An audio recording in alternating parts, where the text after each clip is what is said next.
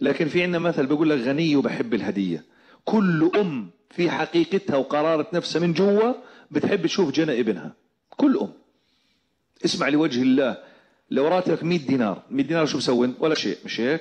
لو راتبك 100 دينار خصص لأمك دينار من راتبك، دينار، فوت عليها بدينار، فوت عليها بهدية، فوتك عليها بغرض، وفوت لك عليها بكذا، حتى الأم تشعر إنه هالابن اللي أنا ربيته وقريته وعلمته وغيرت له كانت تترك غداها، يا رجل كانت تترك غداها وتقوم مشان تفوتك على الحمام، تترك غداها وتروح مشان تفوتك على الحمام وترجع تكمل أكلها، عمرها ما تأففت ولا قرفت، وترجع تغسل يديها وتقعد تاكل وتكمل سلافتها وكأن شيء لم يحدث.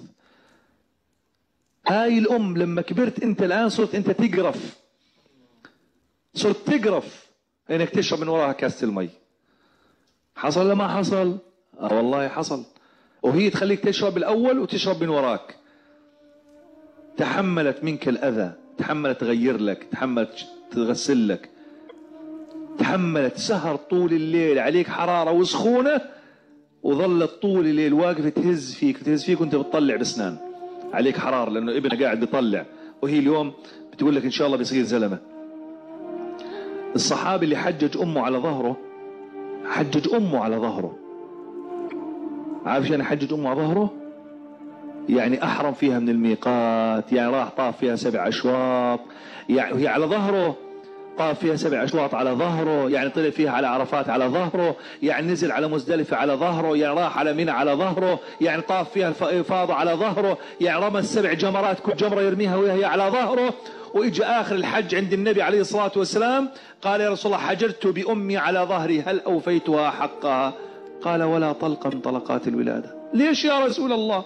والله يا رسول الله تغلبت وشلت على ظهري. قالوا لا، في فرق بسيط انت مش ملاحظه.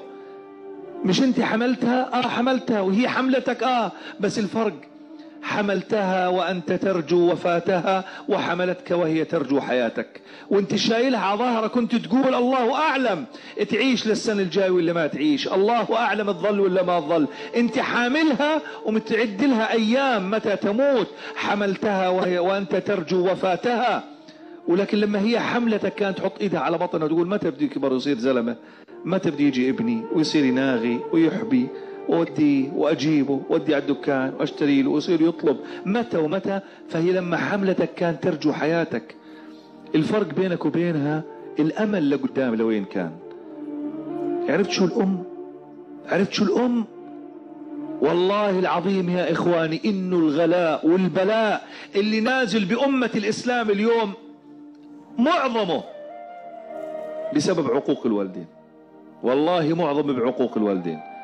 سألتكم بالله تسمعوني، في واحد منكم بيرضى يترك المباراة كرة القدم اللي جاي على التلفزيون بين ريال مدريد وفريق برشلونة ويسمع كلام أمه لو طلبت منه أمه شيء؟ والله ما واحد بيسويها. والله عشان ريال مدريد وعشان برشلونة وعشان فلان وعلان إنه الأمة بتستجري تطلب من أولادها شيء لما تكون في مباراة كرة قدم. صحيح ولا مش صحيح؟ والله ما بتستجري تطلب. والله لو تموت من العطش ما قالت لواحد من أولادها قوم مسكين كاس مي وفاتح فريق كرة قدم، لأنه عارف ما راح يرد. فكيف لو قالت روح جيب لنا كيلو خبز ولا جيب لنا كيلو بالدورة؟ لأنه هذا بر بكرة القدم وعقوق بالوالدين. والله نص مصايبنا سببها عقوق الوالدين اللي قاعد بصير، وسبب الجحود وقسوة القلوب اللي موجودة.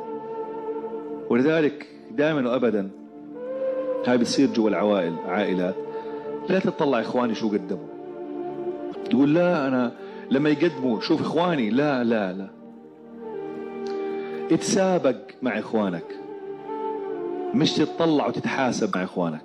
اتسابق مع إخوانك شو تقدم، مش تتحاسب مع إخوانك.